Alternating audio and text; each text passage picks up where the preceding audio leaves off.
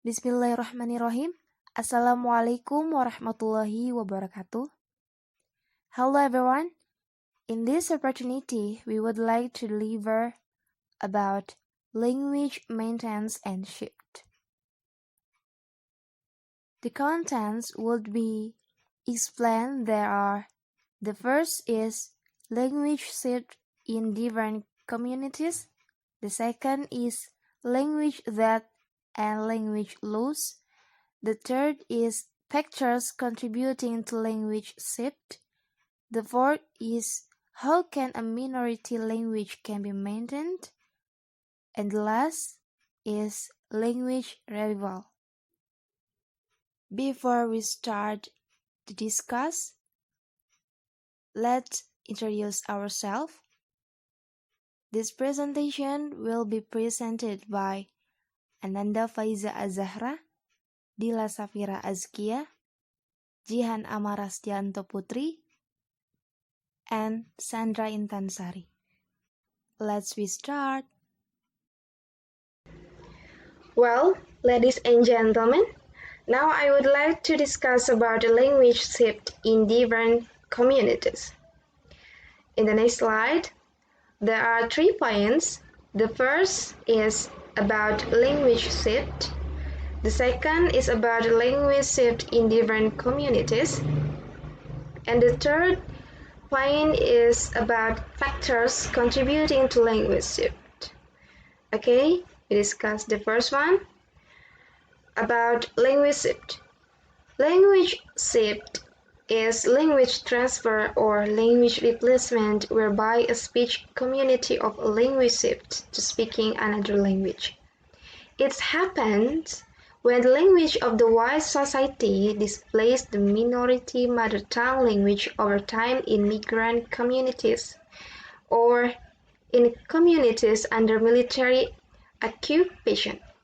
Therefore, when language shift occurs, it shifts most of the time towards the language of the dominant group, and the result could be the eradication of the local language. Okay, the second is about language shift in different communities.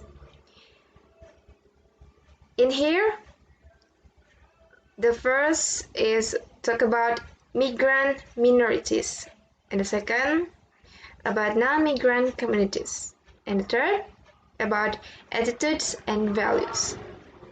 Okay, the first, migrant minorities. People usually switch rapidly from praise to instance reactions to code switching styles are negative in many communities. Despite the fact that proficiency in intrasentential code switching requires good control of both codes. This may reflect the attitudes of the majority, the monolingual group in places like in North America and Britain. In places such as New Guinea and East Africa, where multilingualism is the norm, attitudes to proficiency code switching are much most positive. The order of domains in which language shift occurs may differ for different individuals and different groups, but gradually over time the language of the white society displaces the minority language mother tongue. This may take 3 or 4 generations, but sometimes language shift can be complemented in just 2 generations. Typically, migrants are virtually monolingual in their mother tongue. Their children are bilingual, and their grandchildren are often monolingual in the language of the host country. Okay, next, discuss about non-migrant communities. Language shift is not always the result of migration. For this community, the home is the one most under any family's control. language may be maintained in more domains than just the home. Okay. Migrant majorities. When language shift occurs, it always shifts towards the language of domain powerful group.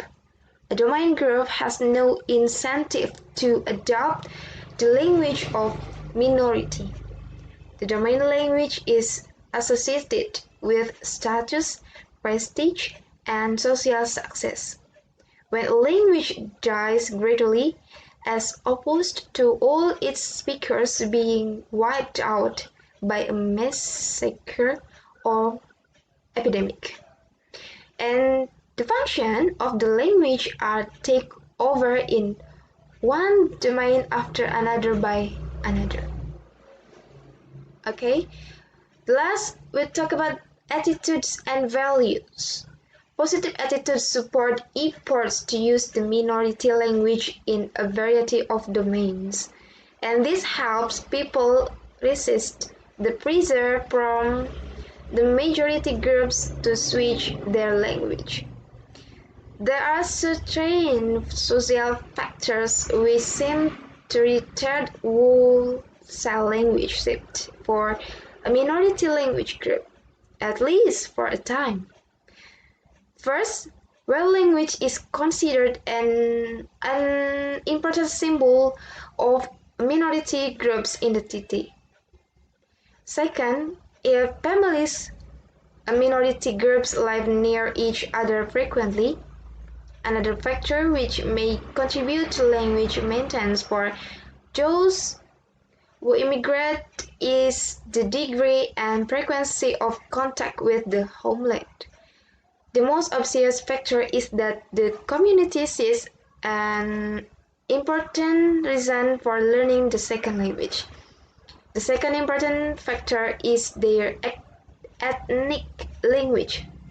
Demographic factors are also relevant in accounting for the speed of language shift. Resistance to language shift tends to last longer in rural than in urban areas. Shift tends to occur faster in some groups than in others. The size of the group is sometimes a critical factor, although the pressures to shift are strong. Members of a minority community can take active steps to protect its language. Where a language is rated as high in status by its users, and yet also regarded as a language of solidarity to be used between minority group members, different factors combine in different ways in each social context, and the results are really predictable. Monolingualism is regarded as normal. Bilingualism is considered unusual. Bilingualism and multilingualism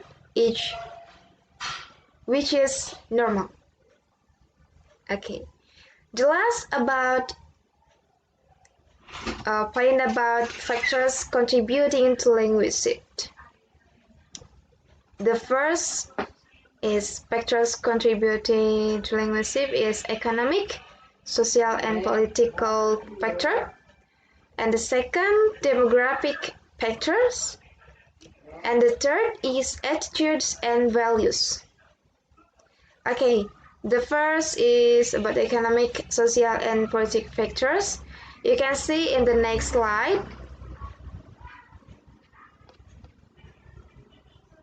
Okay, in A, there is economic, social, and political.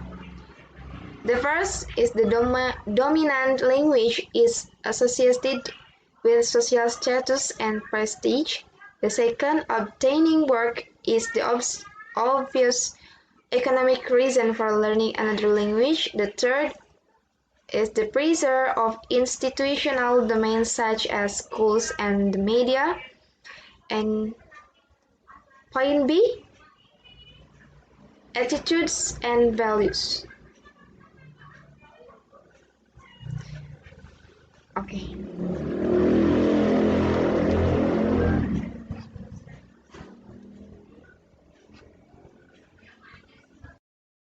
Okay, the last point is about factors contributing to language shift.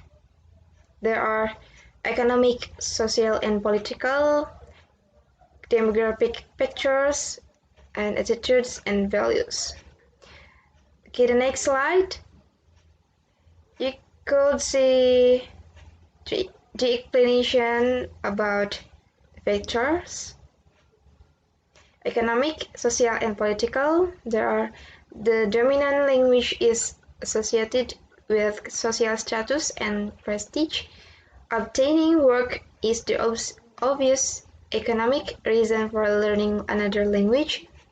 The pressure of institutional domains, such as schools and media.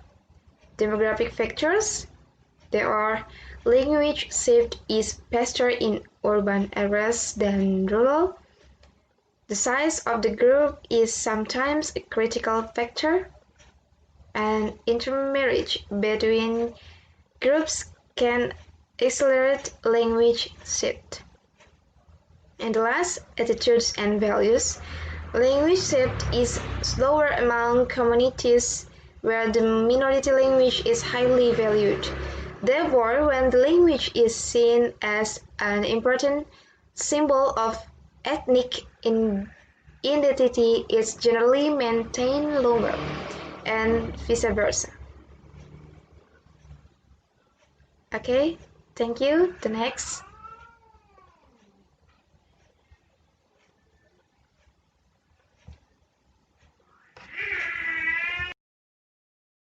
Assalamualaikum warahmatullahi wabarakatuh. For the next slide will be presented by me. Before we start, let me introduce myself. My name is Ananda Faiza Azzahra. Okay, next is language debt and language loss. What is language debt and language loss? In linguistics, language debt occurs when a language loss its less native speaker. Language debt is a process in which the level of a speech community's linguistic competent in their language variety decrease, eventually resulting in no native or fluent speaker of the variety. Next, I will show you the first example. Okay, in 2011, a British newspaper report that Ayapeneco, an indigenous language of Mexico, was in danger of dying out as the only two remaining fluent speaker, aged 75 and 69, refused to talk to each other. From the example, we know first is the name Ayapeneco for the language was given by outsider, and the two men actually call it Nuum Uti. Secondly, no one actually know why the two men do not speak to each other. There may be cultural reason for their behavior, e.g. an avoidant relationship as appropriate in some Australian Aboriginal culture. Thirdly, and most relevantly for this in this discussion is the reason for disappearance of Ayapeneco can more accurately be linked to factors such as increased urbanization of the population and the political decision to introduce compulsory education Spanish rather than the lack of the community between these two old men. Okay, next I will show you the second example. Annie, at 20, is a young speaker of Dirbal, an Australian Aboriginal language. She also speaks English, which she learned at school. There is no written Dirbal material for her to read, and there are fewer and fewer contexts in which she can appropriately hear and speak the language. So she is steadily become less proficient in it. She can understand the Dirbal she hear used by older people in her community, and she uses it to speak to her grandmother. But her grandmother is skating about her ability in Dirbal, saying Annie doesn't speak the language properly. From this example, we know Annie is expecting a language loss because she used English for most purpose. Her vocabulary in Dirbal has shrunk and shrunk. Secondly, when she is talking to her grandmother, she keeps finding herself substituting English words like cook in her Dirbal because she can remember the Dirbal word and she can remember all the complicated ending on Dirbal nouns. And the last, Annie finds herself putting words in the order they come in English instead of in order grandmother used in the Dirbal. It is clear that any Dirbal is very different from traditional Dirbal. Nevertheless, it is generally true that when all the people who speak a language die, the language die with them. Well, hello, I'm Sandra. Now we arrive at the third discussion. This is factors contributing to language shift. There are three main factors that may contributing a community shift from using one language to another. Number one is economic, social, and political factors. Number two is demographic factors. And number three is attitudes and values. Okay, now we start from number one. This is economic, social, and political factors. Language is the tool for communication. We use it for communicating each other in daily life. Every community has its own ethnic language. However, in this century, people who want to get good work in town need to learn another language. That's the most obvious number one reason why people learn another language in order to obtain work.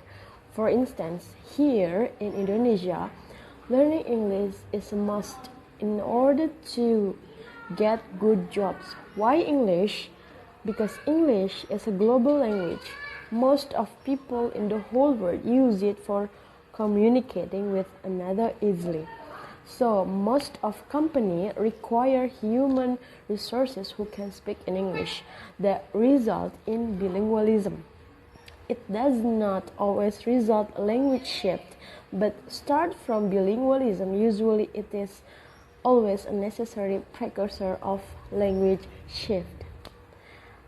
Okay, next, the second reason then seems that learn majority language is important. So there's no reason to take active steps to maintain ethnic language. Let's take an example. If a migrant minority group moves to predominantly monolingual society dominated by one majority group language in all the major institutional domains including school, TV, radio, newspaper, government, administration, courts, work, and etc., language shift will be unavoidable if the migrant minority group doesn't take active steps to prevent it. Start from they may not see it as offering any advantages to their children, or they may not realize that their ethnic language is in any danger of disappearing. That's all Without from us. active We are language from maintenance, Group 2. language Thank you for shift is watching. almost inevitable in many Assalamu'alaikum contexts. warahmatullahi Without wabarakatuh. consciously deciding to abandon their ethnic language, they will lose it because they did not perceive any threat. Maybe at first it appears very important to learn the majority language in order to achieve social and economic success. Then the minority language feels safe because we all speak it. Yet, without conscious maintenance, it can and it usually disappear in a few next 3 generations. Okay, next, the social and economic goals of individuals in a community are very important in accounting for the speed of shift. When people are anxious to be in a society where knowledge of the second language is a prerequisite for success, then rapid language shift occurs. Young people are likely to shift it fastest. It has also been noticed that the shift to another language may be led by women or men, depending on where the new jobs lie and the gender roles in society. For instance, these industrial changes offer the new jobs for young women in overboard, so that they tend to lead the shift to German, because they are the ones who taking the most advantages of it. On the other hand, newly arrived immigrant women in New Zealand who have less education than their husbands tend to stay at home, at least initially they maintaining the minority language. So when they get to work, it is often in low-paid jobs such as a night cleaning or work in bakeries. However, they work with others from their own ethnic group, and so they can use their ethnic language in the work domain too. Okay, next. Now we move to factor number 2. It is demographic factor. Demographic factor is also appropriate in contributing for the speed of language shift. Language shift tends to last longer in rural than in urban areas. This is because rural people tend to be isolated from the centers of political power longer, and they can meet most of their social needs in the ethnic or minority language. So, for example, Ukrainians in Canada who live out of town and live in M.Hum have maintained their ethnic language better than those in the towns. Next, language shift tends to occur faster in some groups than in others because the size of the group is sometimes a critical factor too. For instance, in Australia, the areas with the largest groups of Maltese speakers, Victoria and New South Wales, have the lowest rates of shift towards English. Okay, another example, Spanish has survived well in the USA due partly to the large number of speakers.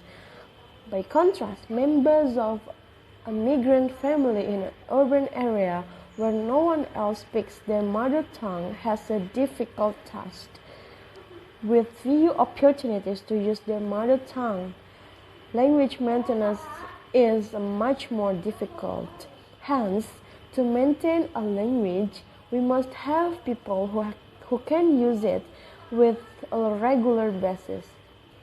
For instance, Crystal's family had no way they could use Spanish except in home, so no one they could talk to in Spanish except member of the family. They were both isolated and awed in the eyes of others.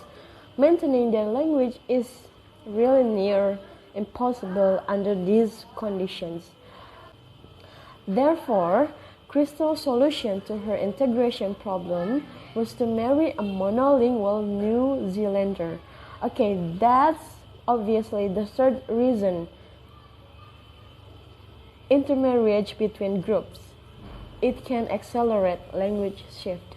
Although multilingualism is normal in the community, it must be one language tends to predominate in the home. Okay, for instance, when a German-speaking man marries an English-speaking Australian woman, English is usually the dominant language in the home, and the main language used to the children. Of course, the same pattern has been observed in many other communities. Another example, in Oklahoma in the USA, in every family where a Cherokee speaker has married outside the Cherokee community, the children only speak English. Okay, next, the last factor is attitudes and values. Language shift tends to be slower among communities where the minority language highly valued. When the language is seen as an important symbol of ethnic identity, it is generally maintained longer. Positive attitudes support efforts to choose the minority language in a variety of domains, and this helps people resist the pressure from the majority group to switch to their language. The status of a language internationally can contribute to these positive attitudes. Maintaining French in Canada and the USA, for instance, is easier because French is a language with international status. It is obvious to French Americans in Maine, for instance, that French is a good language to know. It has international prestige. Immigrant Greeks are proud of contribution of Greek to Western philosophy and culture, and this awareness of the importance of their language helps them resist language shift to English. But even the high status of Spanish as a word language could not offset the attitudes of the local community to Crystal's family oddness, as mentioned as example for the demographic factors. A pride in their ethnic identity and their language can be important factors which contribute to language maintenance, provided there's a strong community to support and encourage these attitudes. That's the last factors. Thank you. Fourth is how can a minority language can be maintained? If the minority language is considered an important symbol of a minority group identity, the language is likely to be maintained longer. For example, is Indonesian people have regarded language as important for preserving their identity in the many countries they have migrated to, and they have consequently maintained Indonesian for 3 or 4 generations. The language also can be maintained if a family for a minority group live near each other and see each other frequently, or if they have a frequently contact with their homeland. Alright, for the last material, it is language revival. What is language revival? Language revival is when people try to make a language that is not spoken or is spoken very little, spoken more often again, while language that is what happened when a language it is not used by the people who spoke it before. Thus, a language revival want to save a language that is dead or in danger. For the example, David is Welsh and he lives in Ladino in Gwynedd. He is 14 and he goes to a Welsh medium boys secondary school where he is taught math, physics and chemistry and English and history, geography and social studies in Welsh. Like most of the boys in his class, he went to a Welsh medium primary school where almost all the teaching and learning was a Welsh. His parents speak some Welsh, but they are not fluent, and he recounts. His parents speak some Welsh, but they are not fluent, and he recounts he know a lot more Welsh vocabulary than they do. His little sister attends the local Welsh primary school, and has been complaining to her parents that there are some foreigners from Liverpool in her class who make fun of the sound of Welsh. David has threatened to come and sort them out, but so far his parents have managed to restrain his enthusiasm. So how is a language revived? The language can be revived through television channel or bilingual education program. And the bilingual education programmers start from preschool to tertiary level. An effective bilingual schooling has generally involved a process known as immersion. Children are immersed in the language and is used to teach them science, math, and social studies. For instance, they are not taught the language.